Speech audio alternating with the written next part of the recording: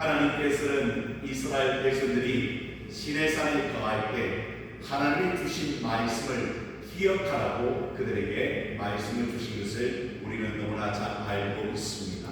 10가지의 말씀을 주셨습니다. 그것을 우리는 10계명이라고 부르고 그 10가지 계명을 우리가 다 알고 있듯이 첫 번째부터 네 번째 계명이 무슨 계명? 하나님과의 관계에 대한 계명. 그리고 다섯 번째부터 10번째까지의 계명은 무슨 계명? 사람과의 계명이라요 우리에게 말씀하신 것을 듣지요. 우리가 너무나 잘 알고 있지만 그러나 이 10계명의 정신을 그 핵심을 우리가 잘 깨닫는 것은 신앙생활에 가장 필요한 일이 아니겠습니까?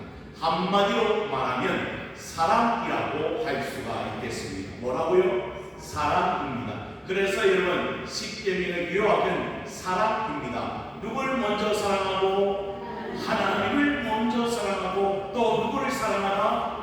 내 이웃을 내 몸과 같이 사랑하라. 주님께서 말씀하신 그 핵심의 요약. 그래서 우리는 그 사랑의 계명을 잘 알고 깨달아 지금도 하나님을 사랑할 뿐 아니라 그 하나님의 사랑에 기초하여 내 이웃을 정말로 진실로 사랑하는 그런 성도의 삶이 되어야 되지 않겠는가. 그러면 사람을 사랑한다는 것 가운데 가장 큰 표현은 무엇인가 보았더니 하나님께는 계속해서 사람의 생명에 관하여 말씀하고 있는 것을 우리는 듣고 있습니다. 사람의 생명이 얼마나 귀하고 소중한가. 그래서 우리 옆사람에게 앞으로 인사하십시다. 당신은 너무나 귀한 존재입니다. 시작. 네, 얼마나 귀한 존재인지 누가 만드셨기 때문에 하나님 우리를 만드시고 창조하셨기 때문에 우리는 얼마나 귀한 존재인지 그 귀한 존재이기 때문에 생명의 귀한 것을 우리는 특별히 믿는 성도는 알아야 된다고 성경은 기록해 놓고 있는 것이죠. 그래서 여러분 오늘 본문에도 이제는 짐승과 사람 그리고 짐승과 짐승의 관계에도 생명만큼 소중한 것이 없다고 하나님께서 말씀해 주고 있는 것을 이스라엘 백성들뿐 아니라 우리도 알아야 되지 않겠는가. 그래서 28절 본문의 말씀은 이렇게 기록하고 있습니다. 소가 남자나 여자를 받아서 죽이면 그 소는 어떻게 하고 반드시 돌로 쳐서 죽일 것이고 그 고기는 먹지 말 것이며 인자는 형벌을 면하리라. 여러분 길을 가다가 소가 나타났습니다. 소가 나타났는데 그 소는 힘이 센 소였습니다. 뿔을 가지고 있는 소였습니다. 그래서 어떻게 합니까? 사람을 받아서 쳐 죽였습니다. 그러면 성경은 뭐라고 이야기합니까? 그 소는 반드시 돌로 쳐 죽여라. 그리고 이야기합니다. 그 고기는 제발 저주받은 소이기 때문에 먹지 말고 인자는 그 소 주인은 형벌을 면하게 될 것이다. 왜냐하면 그 주인이 여러분 그 소가 그렇게 할 줄 몰랐고 또 언제 그렇게 하는 줄 알지 못한 까닭에 그 인자는 그 형벌을 면하게 될 것이라고 성경은 이야기하고 있는 것이죠. 그래서 이 소가 함부로 사람을 죽이면 그 소는 반드시 죽이라고 하나님이 말씀하고 있는 것이죠. 다시 말하면 짐승이 사람을 죽일 수가 없다는 것. 왜냐하면 생명이 사람이 얼마나 귀한 생명인가 이하여 오늘 성경은 우리에게 잘 가르쳐주고 있는 것이죠. 그러나 29절의 말씀을 우리 특별히 봐야 됩니다. 29절의 말씀을 함께 같이 읽어보십시다. 29절입니다. 시작. 소가 본래 받는 버릇이 있고 그 인자는 그로 말미암아 경고를 받았으되 단속하지 아니하여 남녀를 막론하고 받아 죽이면 그 소는 돌로 쳐 죽일 것이요 인자도 죽일 것이요. 그 소에 어떤 습관이 있었습니까? 다른 습관이 있는 거예요. 그래서 여러분 그 인자에게 경고를 합니다. 이 소는 무슨 버릇이 있으니 받는 버릇과 습관이 있으니 잘 관리해라. 그렇지 않으면 어떤 일이 일어나게 됩니다. 바로 사람을 죽일 수 있는 일이 있으니 경고를 받았음에도 불구하고 그 주인이 어떻게 했습니까? 단속하지 아니함으로, 준비하지 아니함으로 남자와 여자를 받아 죽이면 그 소는 죽일 뿐만 아니라 누구도 죽이라? 그 주인도 죽이라고 우리 하나님께서 말씀하시는 것을 듣습니다. 그러나 여러분, 30절의 말씀에 보면 만일 그에게 재판장이 속죄금을 부과한다면 어떻게 합니까? 무릇 그 명령한 것을 생명의 대가로 낼 수는 있었다. 물론 인자가 죽고 마땅하지만 그래도 살 길을 열어주신 하나님의 방법을 우리는 볼 수가 있지요.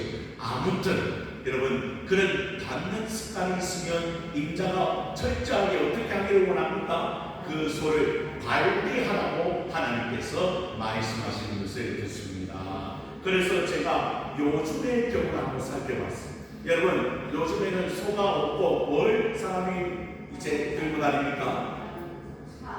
차 말고 짐승으로 개를, 말을 어떻게 들고 다니고, 시내에 말을 들고 다닐 수가 없잖아요. 여러분, 개, 강아지를 들고 다니다가 그 강아지를 이 사람이 관리하지 못하므로 어떤 경우가 생깁니까? 그 강아지가 사람을 물을 경우가 있는, 그리고 혹시라도 큰 개면 어떻게 됩니까? 그 사람을 죽음에 인도할 수도 있는 것이죠. 그래서 제가 이 법을 한번 찾아보니까 이 개가 사람을 공격해서 숨지게 한 경우에는 3년 이하의 징역과 3천만 원 이하의 벌금형을 낸다는 거예요. 그런데 별로 약해요, 법이. 이 개가 누굴 죽였는데? 사람을 죽였는데 3년 이하의 징역과 또는 3천만 원 이하의 벌금을 내리는 거예요. 여러분, 예전에는 구약에는 어떻게 했는데? 그 인자로 죽이라, 아니면 큰 배상금을 내야 되는 지금. 그런데 요즘에는 개가 사람을 물로 죽여도 3년 이하의 징역과 3천만 원의 벌금을 이렇게 내게 되겠다 라는 사실을 알기 위해서 말씀을 줍니다.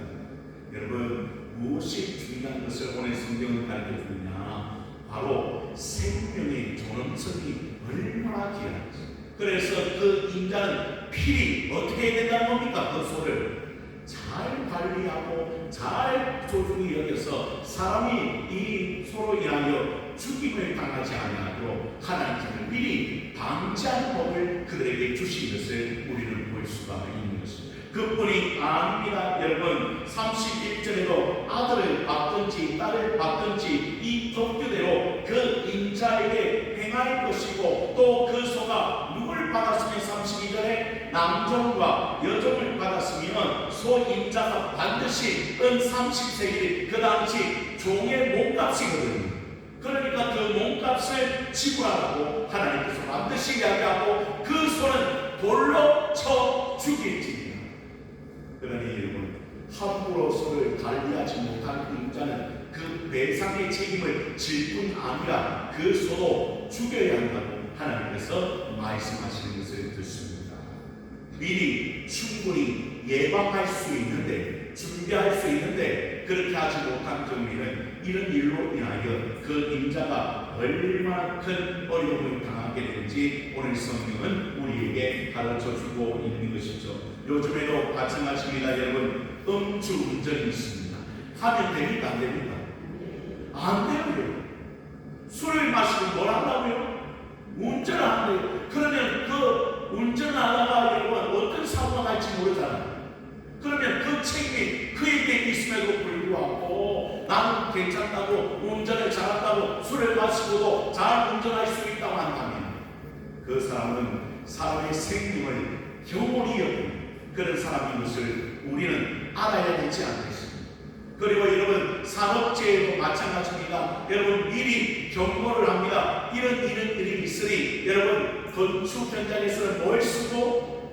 머리에 안전모를 쓰고요, 또 안전함을 신고 여러분 주위를 돌아보면서 그렇게 잘 관리가 되어져야 사람의 생명을 다치지 않는데 여러분 이 사람들이요 준비도 안 하고 안전문도 안 쓰고 말이죠. 그렇게 일하다가요 결국에는 큰 사고를 나타낼 수가 있는 것이죠.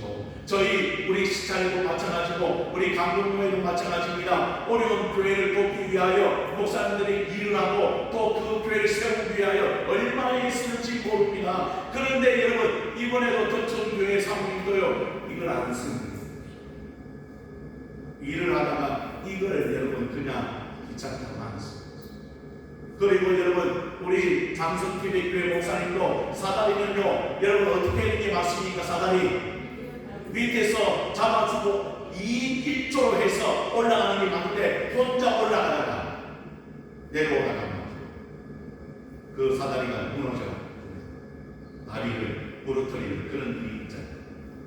그러니까 우리가 항상 깨어 준비하고 조심할 필요가 있다는 거예요. 이런 경우를 우리가 보잖아요. 왜냐하면 오늘 본문의 말씀도 그렇잖아요. 더 나아가 뭐라고 이야기합니까? 33절에도 이런 말씀이 있잖아요. 사람이 뭘 열어두다가 구덩이를 열어두거나 구덩이를 파고 뭐하지 아니하므로 덮지 아니하므로 소나 나귀가 그 뒤에 빠지게 된다는 거예요. 왜 구덩이를 파둡니까? 물론 무슨 일이 있기 때문에 구덩이를 파두지요. 그런데 그것을 함부로 열어두거나 그리고 덮어두지 아니함으로 말미암아 지나가는 소나 또 나귀가 빠지게 되면 잘 보상을 하고 하나님께서 말씀하시는 것을 듣잖아요. 이게 무슨 경우입니까? 잘 준비되지 않았기 때문에 이런 사고나 어려움이 닥치게 된다는 사실을 우리는 알게 되지요.